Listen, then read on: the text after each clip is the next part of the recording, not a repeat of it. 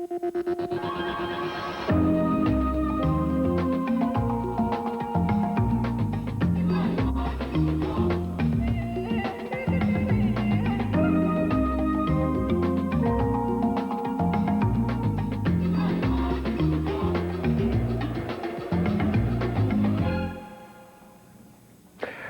this is In the Black, and I'm Anthony Sherwood. For 12 years, he was a CFL superstar who dazzled fans with his superb talent and incredible passion for the game. His infectious smile and bubbly personality made him one of the most beloved players in the history of the Canadian Football League.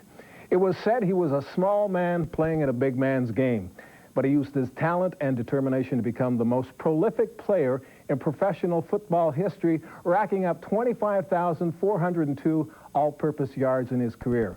I'm talking about none other than Michael Pinball Clemons, former star player with the Toronto Argonauts and now their coach. I will be speaking to Michael about his life on and off the football field right after these messages, so please stay with us.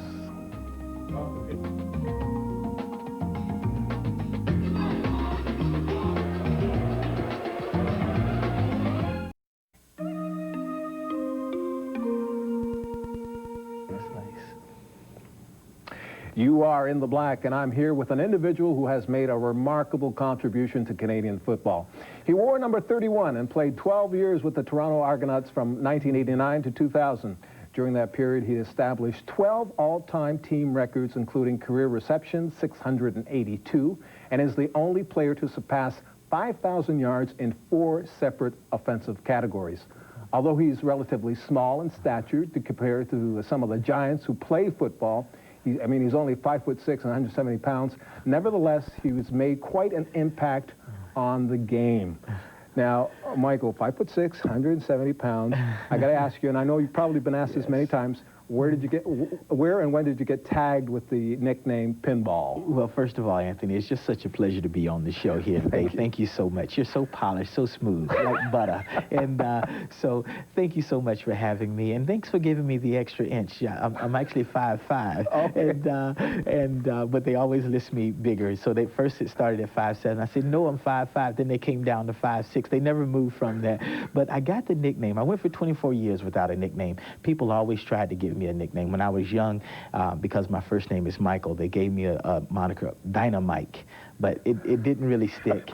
Then there was Speedball and all kind of different things they tried to name me. But when I was here, I went for 24 years without a nickname. I was here 1 week, and Coach Bob Obilovich was the head coach, and he made a statement to the media that we have this new guy that bounces around like a pinball. And it stuck. Yes.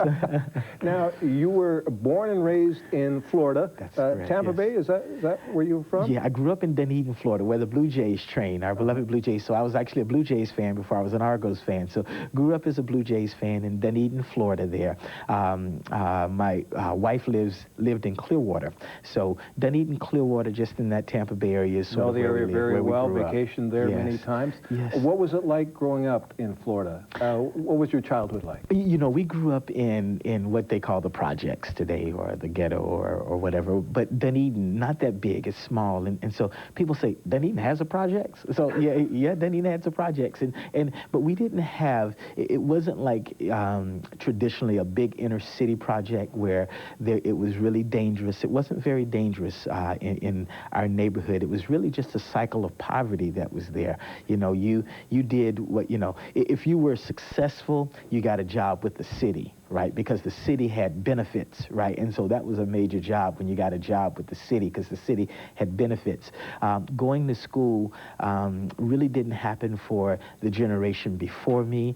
Now, there was some kids who were just a little bit older than I was who began to go to university from my area, but before, the generation before, I don't know a single adult of the generation before who actually went to university. So there was just a real cycle of poverty in our area, and low expectations. But it must have been a tribute to your parents, yes, or your mother, or whoever influenced you to make, yes, sure you got that education. Did you come from a big family, a lot of brothers, sisters?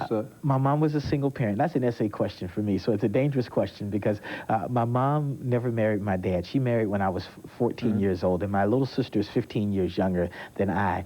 But my dad had a family about an hour and a half from me. He married a lady with 5 kids. Then they had 2. He had another one outside of that and remarried a lady who had 1 child, a girl, and my youngest brother is still in high school. And so it's quite an extended family it's there. A typical family for the 21st century. Very good. Very typical. Yes.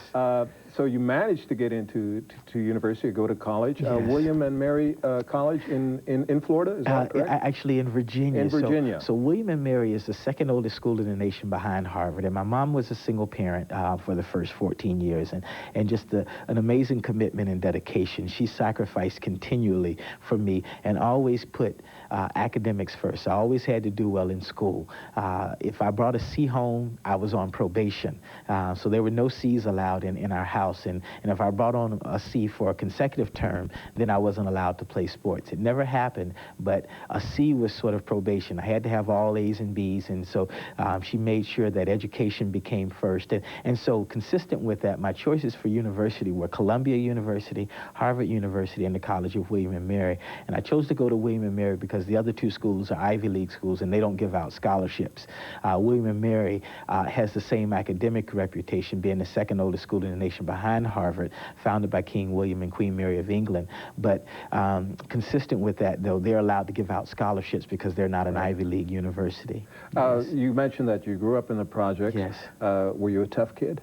You know what? I was a pretty tough kid, but not tough in the sense of getting into trouble. I was actually a pretty shy kid. I was a little bit of a nerd.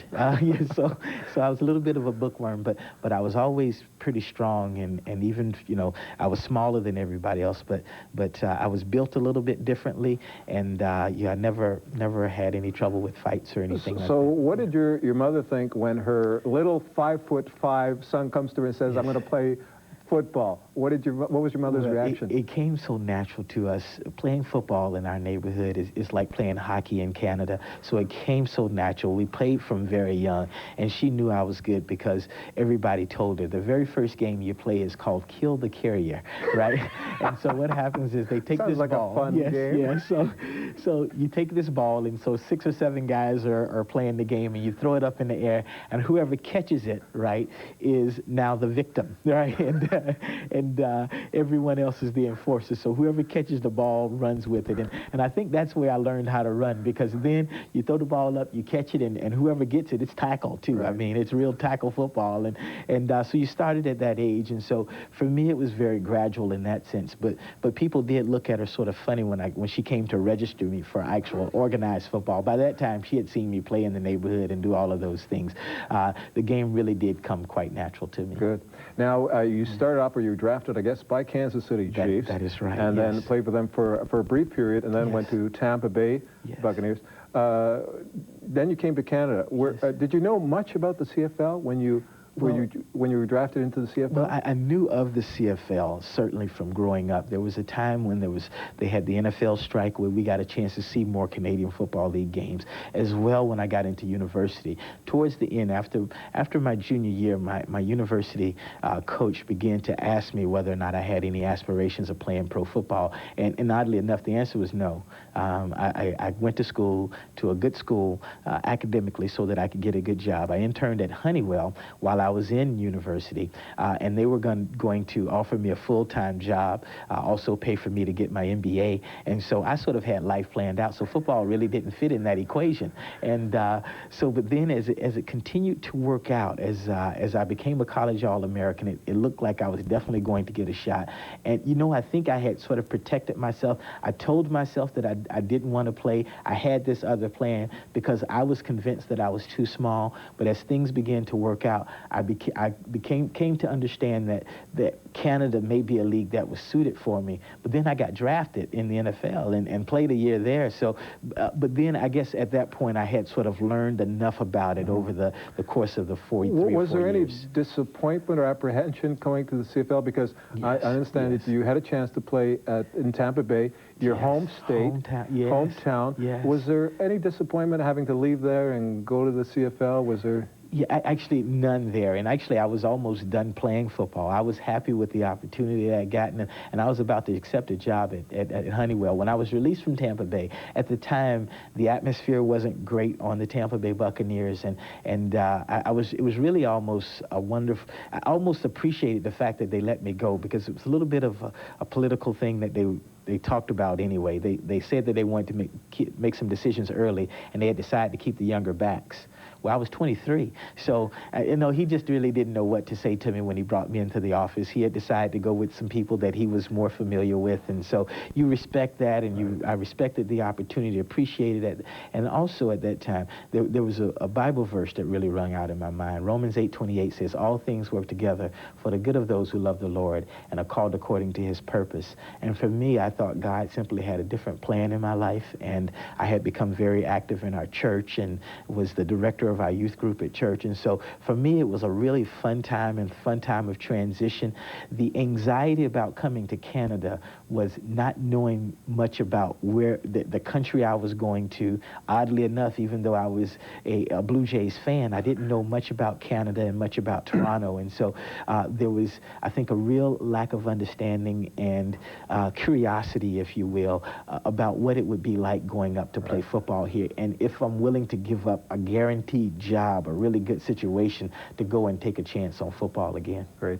Michael, we're going to take a short pause to pay some bills, yes. but when we come back, I'll be speaking more to Michael Pinball Clemons and find out some of the things that inspired him in his life. So keep it locked right here.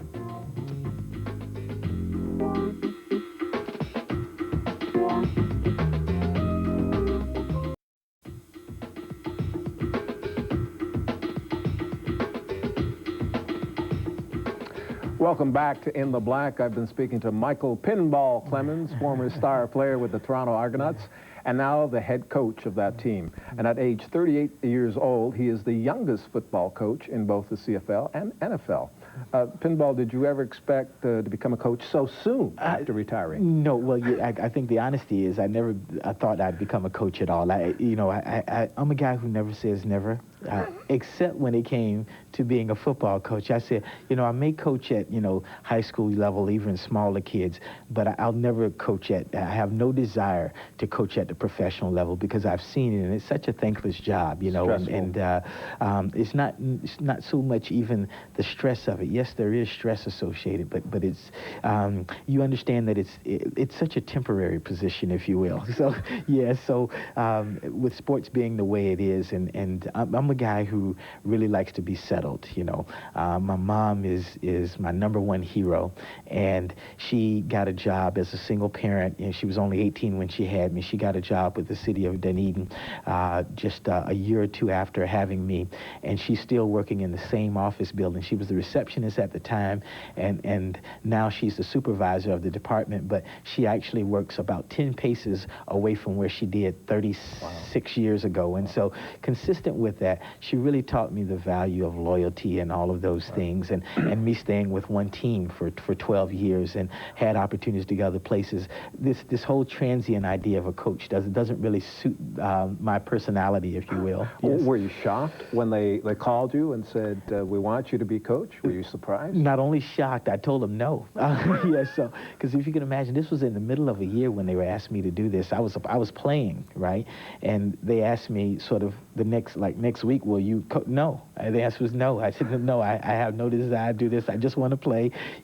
Maybe I'll just finish this year out. Maybe I'll play another year or two after that, but I just want to play.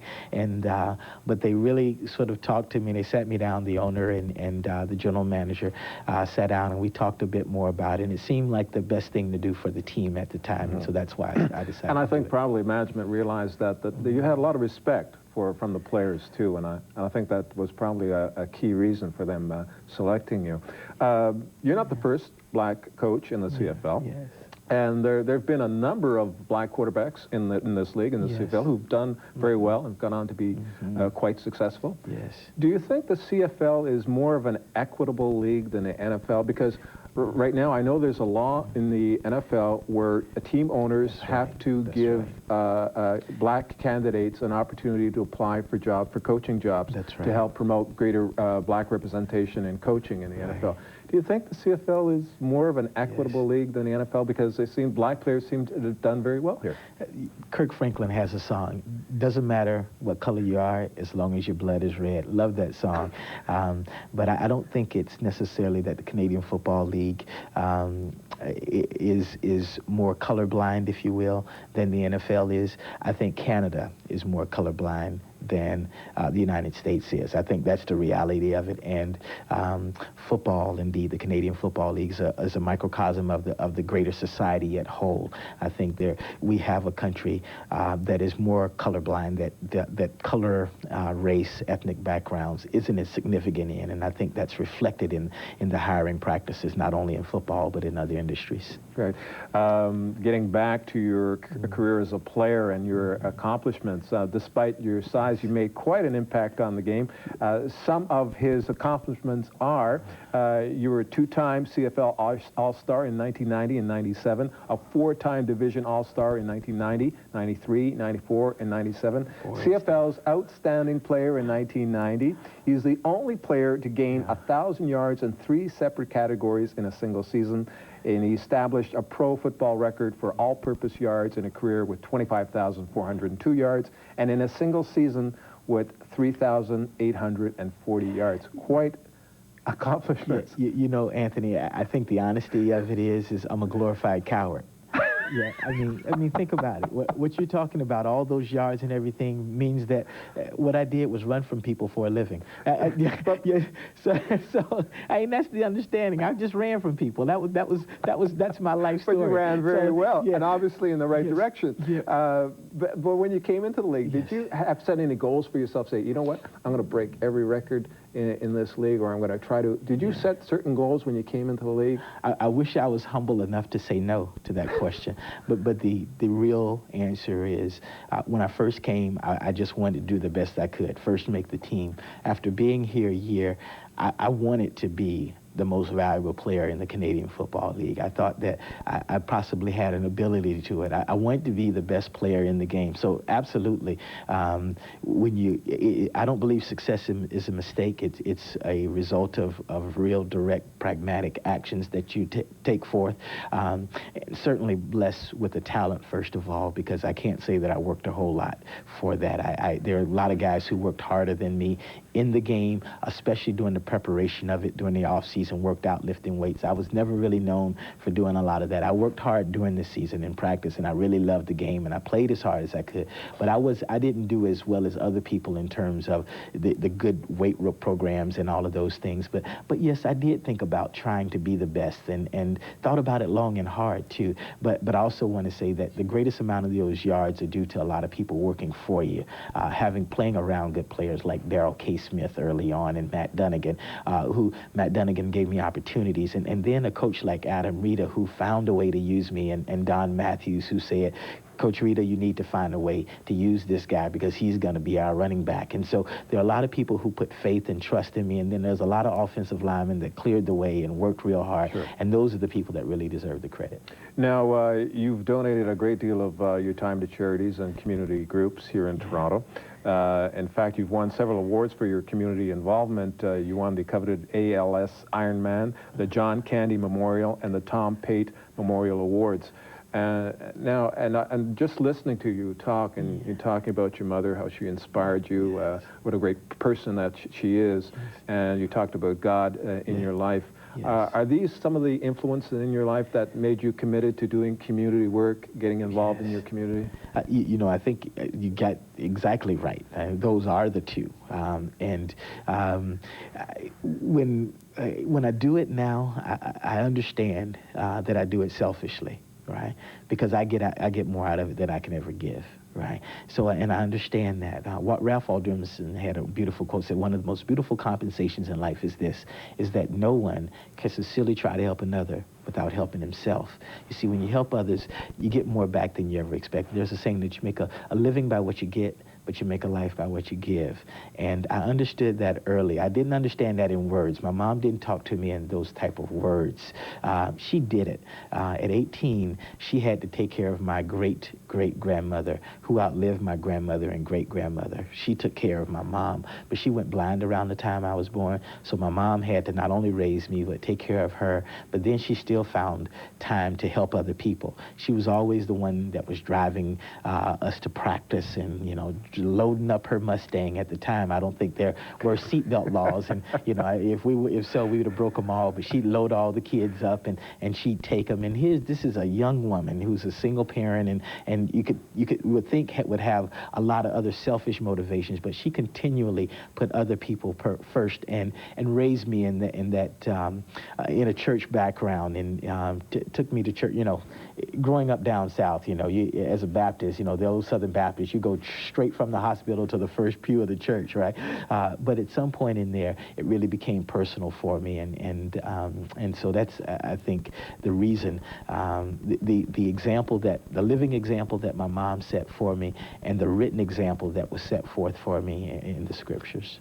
Now, you're one of the few American athletes here in this town, Toronto, that have actually made Toronto your home. You're raising your family here. Why did you select Toronto? Well, that's my only claim of intelligence, right? so consistent with that, it's not a tough decision. I mean, you get applauded for deciding to make Toronto home, and to me it makes no sense, because it's the only intelligent decision for me that I could have made, I think, because when you look at the country and what it has to offer, and then more directly this city and the different things that you have available to you here, you know, people have often said that you've done so much for Toronto. I say Toronto's done infinitely much more for me than I have for it. We just really enjoy it here. We love the style of living, the cultural options, the entertainment options. It's such a wonderfully diverse city. And we're glad that you've made Toronto your home. Thank you. Yes. We're going to take another short break, but we will be right back with Michael Pinball Clemons. So keep it locked right here. We'll be right back.